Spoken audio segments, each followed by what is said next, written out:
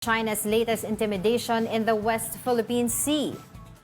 The Philippine Coast Guard, or PCG, issued a radio challenge against China's so-called monster ship last week. PCG reported that CCG 5901 vessel was illegally staying in Escoda Shoal since July 3. The monster ship is currently 800 yards away from BRP's Teresa Magbanwa.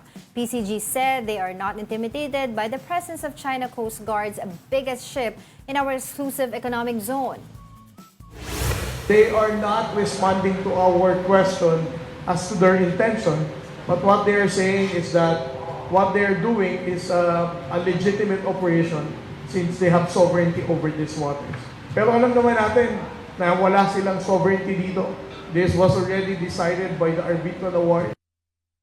PCG also expressed readiness on helping Filipinos who will be arrested by China in the West Philippine Sea. China earlier implemented a policy of detaining any trespassers in the South China Sea without trial. President Bongbong Marcos called this policy as unacceptable.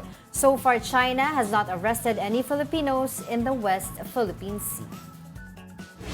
Our Coast Guard vessels are all in standby.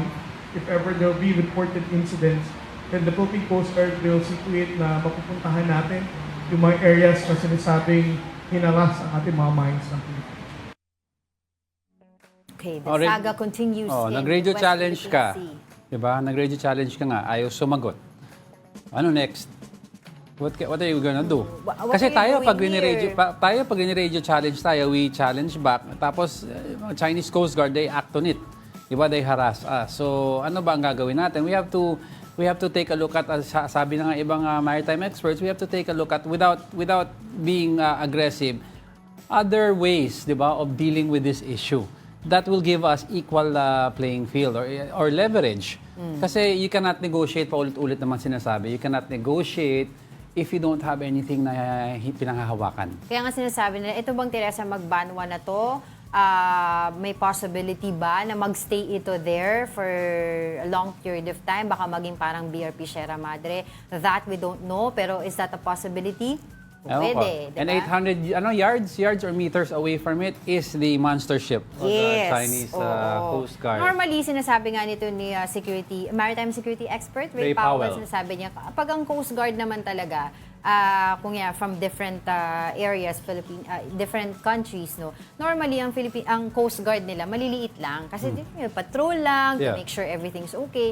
Pero talaga ang China daw talaga ang ano ba nagpauso ba, is that the right term, na naglagay diyan ng malaking Coast Guard because of course of other intentions. Diba, to intimidate the Philippines and other claimants in that area. Actually, tama si Ray Powell dyan. Now, you take a look at the fleet of the U.S. Yung Coast Guard nila, they prefer mga cutter class or corvette class vessels, which are not very small but fast.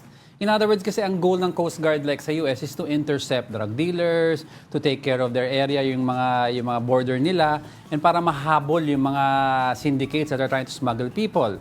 Kaya you'd rarely see big, massive vessels ng US.